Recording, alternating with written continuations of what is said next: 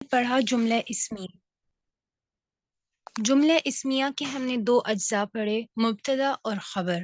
وہ جملہ جو اسم سے شروع ہوتا ہے اس کو ہم مبتدا کہتے ہیں، اس کو ہم جملہ اسمیہ کہتے ہیں، اور اس اسم کو جس سے جملہ شروع ہوا اس کو ہم خبر کہتے ہیں۔ ٹھیک ہے، آج ہم پڑھیں گے مرکبی توصیفی۔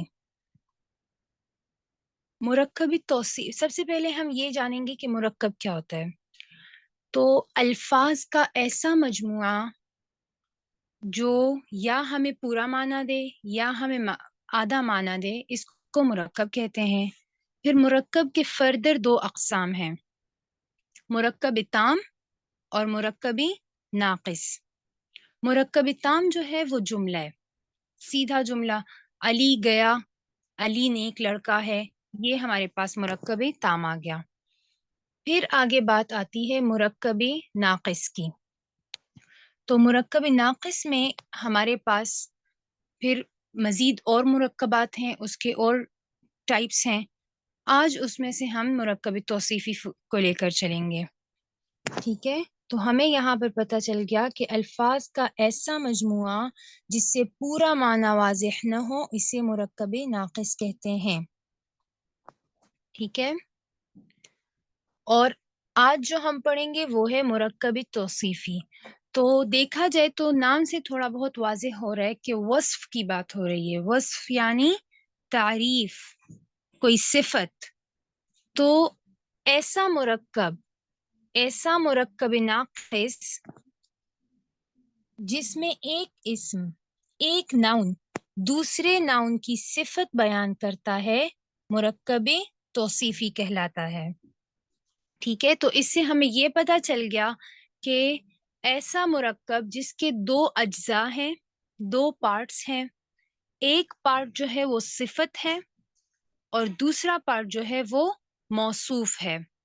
موصوف وہ ہے جس کی تعریف میں کوئی اسم کہا گیا ہے۔ مثال کے طور پر نیک لڑکا، اردو میں بھی ہمارے پاس مرکب توصیفی ہے۔ ٹھیک ہے، سچا مسلمان، گرم چائے، تیز گاڑی، سبز پرچم۔ تو ہمارے پاس یہ ہے مرکبات، اور اس میں دو پارٹس ہیں، ایک پہلا پارٹ ہے نیک، ایک دوسرا پارٹ ہے لڑکا۔ تو ان دونوں پارٹس کے، ان دونوں اجزاء کے پھر اپنے نام ہیں، ایک کا نام ہے صفت اور ایک کا نام ہے موصوف۔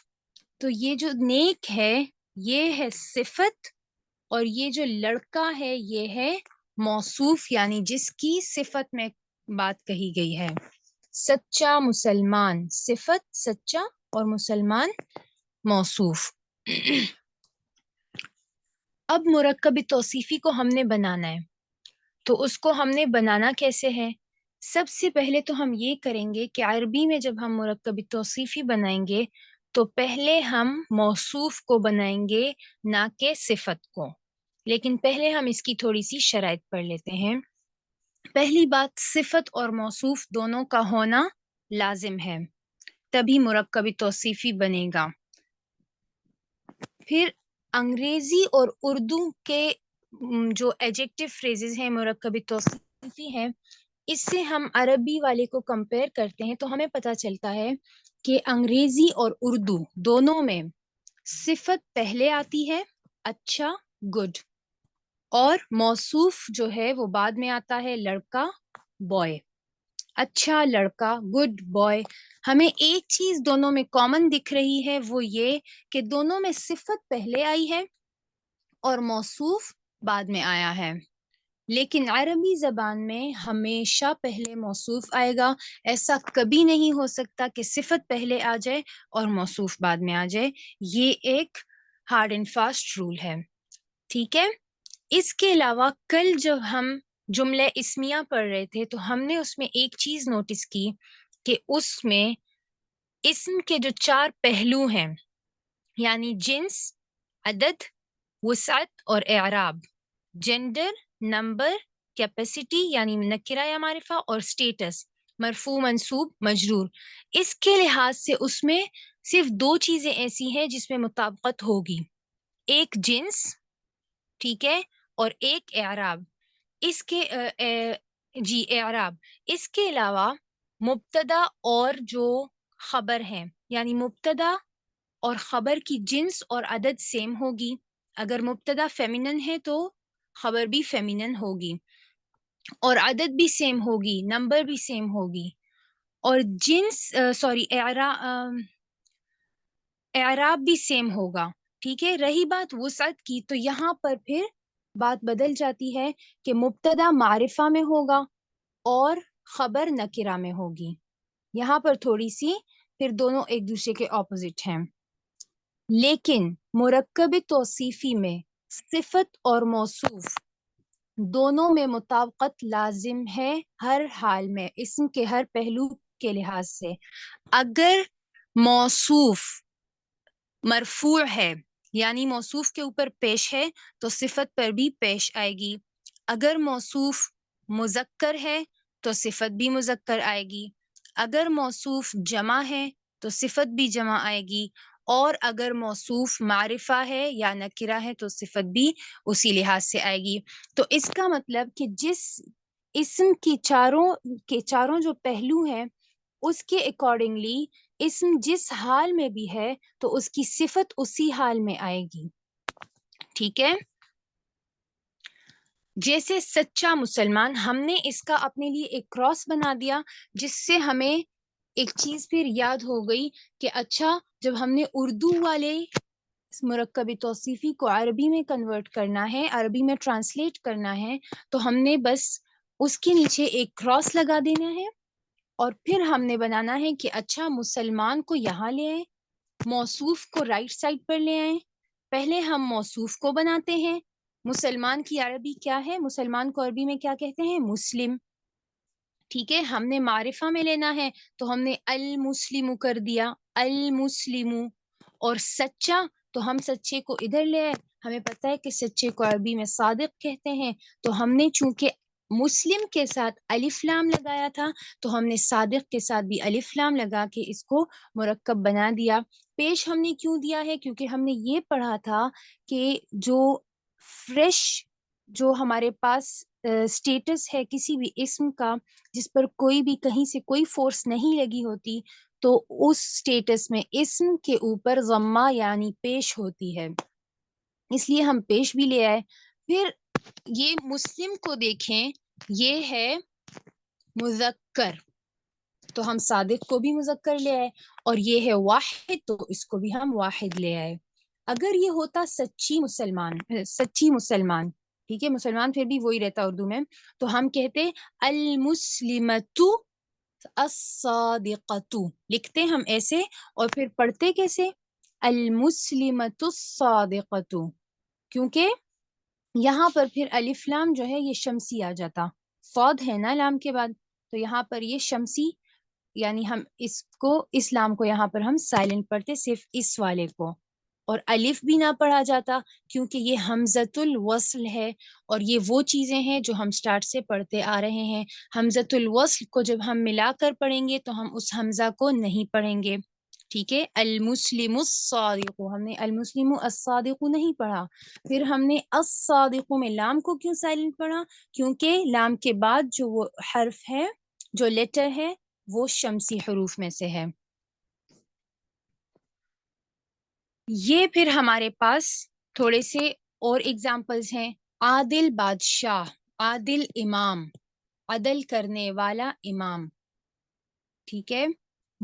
سچا مسلمان، امام عادل، مسلم صادق، کالا قلم، القلم الاسود، یا پھر قلم اسود، اور پھر البنت الصالحۃ، یا پھر بنت صالحۃ۔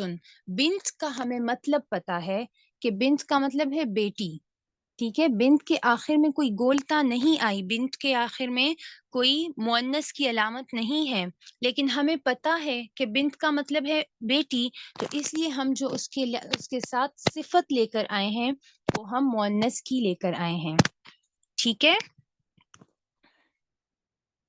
اب تھوڑا سا قرآن سے ہم لے لیتے ہیں اس کی ایگزامپلز. وَلَهُمْ اور ان کے لیے عذاب علیم، عذاب علیم دردناک عذاب ہے. منافقین کی بات ہوئی ہے کہ منافقین کے لیے کیسا عذاب ہے؟ دردناک عذاب ہے. اور اسی کے بعد آیت میں لکھا ہے کیونکہ وہ جھوٹ بولتے ہیں، بما کانوا یکذبون، بوجہ ان کے جھوٹ بولنے کے. تو یہاں پر عذاب جو ہے یہ موصوف ہے اور علیم جو ہے یہ صفت ہے. ان کے لیے عذاب ہے، کیسی عذاب، کیسا عذاب؟ علیم، دردناک، حد درجے کا دردناک. ٹھیک ہے. پھر ایک اور اگزامپل ہم قرآن ہی سے لے لیتے ہیں. انہو لکم عدو مبین، شیطان کی بات ہو رہی ہے کہ بے شک، ان بے شک، ہو وہ، لکم تمہارے لیے، عدو دشمن ہے، مبین کھلم کھلا. عدو کا مطلب ہے دشمن، مبین کا مطلب ہے کھلم کھلا، واضح. عدو کو دیکھیں سنگولر ہے، مبین کو دیکھیں سنگولر ہے. عدو مذکر ہے، مبین بھی مذکر ہے. عدو کے اوپر دو پیش ہیں، مبین کے اوپر بھی دو پیش ہیں. ٹھیک ہے. پھر اور عدو کے ساتھ الف لام نہیں لگا تو مبین کے ساتھ بھی الف لام نہیں لگا. عذاب علیم میں جو علیم کے ساتھ الف لام ہے یہ وہ سپرلیٹو ڈگری والا یا پھر پراپر ناؤن والا نہیں ہے، بلکہ یہ علیم کے اپنے روٹ لیٹرز ہیں. علیم کے روٹ لیٹرز ہیں 3، الف یعنی حمزہ، لام، میم. تو یہ وہ والا الف لام ہے. ٹھیک ہے. یہ دی یا دا والا الف لام نہیں ہے. تو اس سے کنفیوز نہیں ہونا کہ عذاب کے ساتھ الف لام نہیں ہے اور علیم کے ساتھ الف لام ہے. نہیں، علیم کا الف لام جو ہے یہ اپنے ورڈ کا الف لام ہے. تو عدو کے ساتھ الف لام نہیں لگا تو مبین کے ساتھ بھی الف لام نہیں لگا. پھر ہم ایک اور آیت لے لیتے ہیں. سلام قولا من رب الرحیم، ان کے رب کی طرف سے ان پر کیا ہوگی؟ سلامتیاں ہوں گی. اہل جنت کی بات ہو رہی ہے. تو یہاں پر رب کو دیکھیں، اس کلمہ کو مذکر ہے تو رحیم بھی مذکر آ گیا. رب واحد تو رحیم بھی واحد. رب جو ہے اس کی نکرہ میں ہے تو رحیم بھی نکرہ میں آ گیا. اور رب جو ہے تو اس کی اعرابی حالت جر ہے، مجرور ہے، کیونکہ اس سے پہلے ایک پریپوزیشن آ گئی تو اس کی صفت جو ہے وہ بھی مجرور ہے، کیونکہ یہی پریپوزیشن اس پر بھی کام کرتی ہے. تو اس نے رب کو جب یعنی اس کلمہ کو جب مجرور بنا دیا تو یہ صفت اس کی آٹومیٹیکلی مجرور ہو گئی. اہدنا، ہمیں ہدایت دے، الصراط راستے کی، المستقیمہ سیدھے، کہ اے اللہ ہمیں سیدھے راستے کی ہدایت دے. تو الصراط کو دیکھیں، راستہ، اس کے ساتھ لگا ہے الف لام. تو ہم نے اس کا جو صفت ہم لے کر آئے ہیں اس کی، ہم نے اس کے ساتھ بھی الف لام لگا دیا اور ہم نے اپنا کام آسان کر دیا کہ یہاں پر. اب الصراط کو دیکھیں، اس پر فتحہ ہے، یہ حالت نصب میں ہے، منصوب ہے، تو ہم مستقیم کے اوپر بھی فتحہ لگا دیا، زبر لگا دی اور اس کو ہم نے منصوب بنا دیا. ٹھیک ہے. اور مذکر ہے اور سنگولر ہے تو یہ بھی مذکر اور سنگولر آ گیا. پھر ایک اور آیت ہے فَسَوْفَ يُحَاسَبُ حِسَابًا يَسِيرًا، یہ ان لوگوں کی بات ہو رہی ہے. اسے پچھلی آیت ہے فَأَمَّا مَنْ أُوتِيَ كِتَابَهُ بِيَمِينِهِ، کہ جو شخص اپنا نام اعمال دائیں ہاتھ میں دیا گیا، رائٹ ہینڈ میں جس کو نام اعمال دیا گیا، تو فَسَوْفَ يُحَاسَبُ، تو اس کا حساب لیا جائے گا، حساب یسیرا، بہت آسان حساب. ٹھیک ہے. تو یہاں پر حساب کو دیکھیں، مذکر بھی ہے، سنگولر بھی ہے، منصوب بھی ہے اور الف لام کے بغیر ہے. تو وہ ساری چیزیں ہم یہاں پر صفت میں بھی لے آئے اور ہم نے دونوں کو گرامیٹیکلی جو ہے دونوں کریکٹ آ گئے. ٹھیک ہے. پھر ایک حدیث پڑھ لیتے ہیں. ٹھیک ہے. حدیث جو ہے اس کا اس چیپٹر سے یعنی مرکب توصیفی سے اتنا ریلیٹڈ تو نہیں ہے یہ حدیث، لیکن بہت انٹرسٹنگ ہے، بہت مزے کی ہے، تو ہم اس کو پڑھ لیتے ہیں۔ ارحم امتی بامتی ابو بکر، کہ میری نبی علیہ السلام فرماتے ہیں کہ میری امت میں سب سے زیادہ رحم کرنے والا میری امت پر وہ ہیں ابو بکر رضی اللہ عنہ، یعنی امت میں سے بھی ہیں اور امت پر رحم کرنے والے ہیں ابو بکر۔ وَأَشَدُّهُمْ فِي أَمْرِ اللَّهِ عمر، اور اللہ کے احکام کے بارے میں سب سے زیادہ شدید کون ہے؟ عمر رضی اللہ عنہ۔ عمر رضی اللہ عنہ کی حیات کو جب ہم اٹھا کر دیکھیں تو ہمیں پتہ چلتا ہے کہ وہ بہت سخت فیصلے لیا کرتے تھے۔ نبی علیہ السلام کی جب وفات ہوئی، جب دنیا سے رخصت فرما گئے، تو عمر رضی اللہ عنہ نے تلوار اٹھا لی کہ اگر میرے سامنے کسی نے کہا کہ نبی علیہ السلام رخصت ہو گئے تو میں اس کا سر قلم کر دوں گا۔ پھر حضرت ابو بکر رضی اللہ عنہ آئے اور انہوں نے حضرت عمر کو تھوڑا سا کام ڈاؤن کیا، ٹھیک ہے۔ تو بہت سخت مزاج کے تھے، لیکن بہت زیادہ دین میں بہت پختہ تھے، بہت۔ اور حضرت عمر رضی اللہ عنہ کی بہت ساری منہ کی کہی ہوئی باتیں جو ہیں وہ قرآن میں بھی، یعنی پہلے حضرت عمر فرماتے تھے اور اللہ تعالیٰ جب پھر قرآن کی آیت نازل ہوتی تو وہ سیم ہوتی تھی، تو یعنی قرآن کی آیت بھی حضرت عمر رضی اللہ عنہ یعنی قرآن کی جو آیت نازل ہوتی وہ حضرت عمر رضی اللہ عنہ اسی کے اکارڈنگ اکثر فیصلے کیا کرتے تھے۔ جیسے عورتوں کے پردے کی بات ہے تو وہ بھی حضرت عمر رضی اللہ عنہ نے کہا کہ مسلمان عورتوں کو پردہ کرنا چاہیے، جا کے ان کی یعنی ان کو گھونگھٹ لینا چاہیے۔ تو پھر جب حکم نازل ہوا تو وہ ویسا ہی تھا، سیم تھا۔ تو یہ نہیں ہے کہ حضرت عمر رضی اللہ عنہ کے کہنے سے وہ آیت نازل ہوئی، نہیں، ہم ایسا بالکل نہیں کہہ رہے، نعوذ باللہ۔ لیکن قرآن تو ہزاروں لاکھوں سال پہلے لکھا جا چکا تھا، لیکن حضرت عمر رضی اللہ عنہ کی جو باتیں ہوتی تھی وہ اس طرح کی ہوتی تھی۔ جیسے حضرت عائشہ رضی اللہ عنہا پر بہتان لگایا گیا تو حضرت عمر نے فرمایا کہ ھذا بہتان عظیم، یہ بہت بڑا بہتان ہے۔ اور پھر قرآن کی جب آیت نازل ہوئی تو اس میں بھی سیم الفاظ تھے، ٹھیک ہے۔ تو اللہ کے احکام میں بہت سخت تھے، سختی کیا کرتے تھے۔ وَأَكْثَرُهُمْ حَيَاءً عثمان، اور ان میں سب سے زیادہ حیادار جو ہیں وہ عثمان رضی اللہ عنہ ہیں۔ نبی علیہ السلام کا جب کبھی کبھار ان کا پائنچا تو نہیں، خیر وہ تو نیچے جو پہنتے ہیں اس کو کیا کہتے ہیں، وہ جو پہنا ہوتا تھا، اگر اس میں کبھی ان کی پنڈلی نظر آ رہی ہوتی تھی اور حضرت عثمان رضی اللہ عنہ تشریف لے آتے تو نبی علیہ السلام فوراً اپنی پنڈلی چھپا دیتے تھے، کیونکہ حضرت عثمان رضی اللہ عنہ حد سے زیادہ حیا والے تھے، تو ان سے پھر حیا آتی ہے۔ وَأَقْضَاهُمْ عَلِيٌّ، اور ان میں جو سب سے زیادہ عادل ہے، عدل کرنے والا ہے، فیصلہ کرنے، زبردست فیصلہ کرنے والا ہے، وہ علی ہیں۔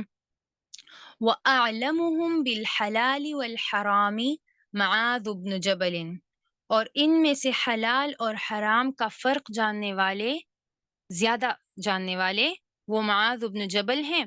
وَأَقْرَأُهُمْ، اور سب سے بہترین قرآن پڑھنے والے ابی بن کعب، ابی بن کعب رضی اللہ عنہ ہیں۔ تو آج ہم کیا کرتے ہیں کہ وہ اقضاہم علی، اس کے بارے میں تھوڑا سا ان کا ایک واقعہ پڑھتے ہیں حضرت علی رضی اللہ عنہ کا۔ جن کی میتھس اچھی ہے ان کو تو بہت اچھے سے سمجھ آ جائے گی، لیکن کوشش کریں گے کہ سب کو سمجھ آ جائے، ٹھیک ہے۔ سب سے پہلے تھوڑا سا عادل حکمران کے بارے میں یہ بھی دیکھ لیتے ہیں کہ صحیح احادیث میں جن 10، بعض احادیث میں 7 اور بعض میں 10 اشخاص کا ذکر ہوا ہے کہ وہ قیامت کے دن سائے میں ہوں گے، عرش کے سائے میں ہوں گے، اس تپش سے بچے ہوئے ہوں گے جو میدان حشر میں ہوگی۔ اس میں سے ایک ہے عادل حکمران، ٹھیک ہے، عدل کرنے والا۔ تو ہم لوگ بعض اوقات انصاف اور عدل کو مکس کر لیتے ہیں، انصاف ہے نصف سے اور عدل کوئی اور چیز ہے۔ اس کو آج ہم ایک واقعے کے ذریعے پڑھتے ہیں کہ ایک مرتبہ یہ ہوا کہ 2 دوست تھے، وہ سفر پر جا رہے تھے، ٹھیک ہے۔ اس واقعے کو آپ لوگوں نے انجوائے کرنے، بہت مزے کا واقعہ ہے۔ تو اپنے ساتھ کچھ سامان بھی لے گئے، زاد راہ جس کو کہتے ہیں۔ جب وہ تھکے ہیں تو انہوں نے سوچا تھوڑا سا آرام بھی کر لیتے ہیں اور کھانا بھی کھا لیتے ہیں. وہ بیٹھے تو اپنا لنچ باکس جب کھولا، اس میں سے ایک کے پاس 8 روٹیاں تھیں، نہیں، ایک کے پاس 5 روٹیاں تھیں اور ایک کے پاس 3 تھیں. اتنے میں ایک راہ گزر آیا، ان لوگوں نے اسے بھی بلا لیا کہ آپ بھی آ جائیں کھانا کھائیں. وہ آ کر بیٹھ گئے. اب کیا ہوا کہ 5 اور 3 روٹیوں کو جب پلس کرتے ہیں تو 8 بنتے ہیں.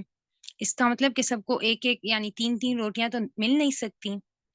بہرحال انہوں نے وہ 8 روٹیاں رکھی، سالن نکالا یا پھر نہیں نکالا. سالن تو خیر ہم لوگ آج کل کھاتے ہیں، وہ تو روٹیوں پر گزارا کرنے والے لوگ تھے. صحیح، تو انہوں نے 8 روٹیاں رکھی اور تینوں نے مل کے کھا لی. پیٹ بھر گیا. اب جب وہ راہ گزر جا رہا ہے تو اس نے ان سے راستہ پوچھا کیونکہ وہ بھٹک گیا تھا، اور پھر ان کو کیونکہ ان کے ساتھ کھانا کھایا تو بطور ہدیہ ان کو 8 درہم دے دیے اور وہ چلا گیا. اب وہ تو چلا گیا لیکن پیچھے جو 8 درہم تھے، تو جس نے 3 روٹیاں لی تھی اس نے کہا کہ مجھے 4 چاہیے، 4 درہم چاہیے، 4 4 ہو جائے. انصاف کا تقاضا تو یہی ہے نا، نصف نصف ہو جائے کہ 4 روٹیاں مجھے دے دو، 4 درہم مجھے دے دو، 4 تم لے لو. اب جس کے پاس 5 روٹیاں، جس کی 5 روٹیاں تھیں، اس نے کہا کہ نہیں، یہ کیسے ہو سکتا ہے، 5 روٹیاں میری تھیں اور 3 تمہاری تھیں، تو ایسا کریں گے کہ 5 درہم میں لوں گا اور 3 درہم تم لوگے. تو بس یہاں پر بات بگڑ گئی اور دونوں میں لڑائی ہو گئی. تو انہوں نے کہا کہ چلو حضرت علی کے پاس چلتے ہیں. جب حضرت علی رضی اللہ عنہ کے پاس گئے تو حضرت علی نے فرمایا کہ ایسا کرو کہ تم لوگ اسی فیصلے کو قبول کر لو، ورنہ ایسا نہ ہو کہ میں جو فیصلہ کروں گا نا. انہوں نے حضرت علی سے کہا کہ آپ عدل کا فیصلہ کریں. حضرت علی نے فرمایا کہ جب عدل کا فیصلہ ہوگا تو ایسا نہ ہو کہ کوئی ایک تم میں سے اس کو اپنے حق میں غلط سمجھ جائے، اس لیے بہتر یہ کہ اسی کو ایکسیپٹ کر لو. انہوں نے کہا کہ نہیں، بس آپ کا ہر فیصلہ ہمیں منظور ہے لیکن آپ صرف فیصلہ کریں. تو حضرت علی رضی اللہ عنہ نے فرمایا کہ جس شخص کی 5 روٹیاں تھیں اس کو 7 درہم دے دو، اور جس کی 3 روٹیاں تھیں اس کو 1 درہم دے دو. یہاں پر 3 روٹیوں والے کی، یہاں پر ان کا، اس نے سوچا کہ بھئی میرے لیے تو وہ 4 بہتر تھیں. خیر، انہوں نے کہا کہ حضرت علی نے فیصلہ کیا ہے، ماننا تو ضروری ہے. تو انہوں نے ان سے کہا کہ ٹھیک ہے، ہمیں آپ کا فیصلہ قبول ہے، لیکن صرف آپ ہمیں سمجھا دیں کہ وجہ کیا ہے، آپ نے ایسا فیصلہ کیوں کیا، ہمیں تو اس کی سمجھ نہیں آ رہی. تو حضرت علی نے فرمایا کہ تم لوگوں کے 8 روٹیاں تھیں اور 3 لوگوں نے مل کے کھائیں، تو ہر روٹی کو 3 حصوں میں تقسیم کرو. تو 5 روٹیوں کے جب ہم نے ہر ایک روٹی کے 3 حصے بنائے تو 5 روٹیوں کے 15 حصے بن گئے اور 3 روٹیوں کے 9 حصے بن گئے. اور 15 کو جب ہم نے 9 کے ساتھ پلس کیا تو 24 حصے ہو گئے. ٹھیک ہے، اب یہ 24 حصے تم 3 لوگوں نے مل کے کھائے. تو 24 کو ہم نے 3 پر تقسیم کر دیا، 24 ڈیوائڈڈ بائی 3 کر دیا، تو ہمیں یہ پتا چلا کہ ہر شخص نے 8 حصے کھائے ہیں. اچھا، اب ذرا 5 روٹیوں والے کی طرف جاتے ہیں کہ وہ بندہ جس کی 5 روٹیاں تھیں اس کے پاس 15 پیس تھے روٹیوں کے، کیونکہ 5 3 15 تھا.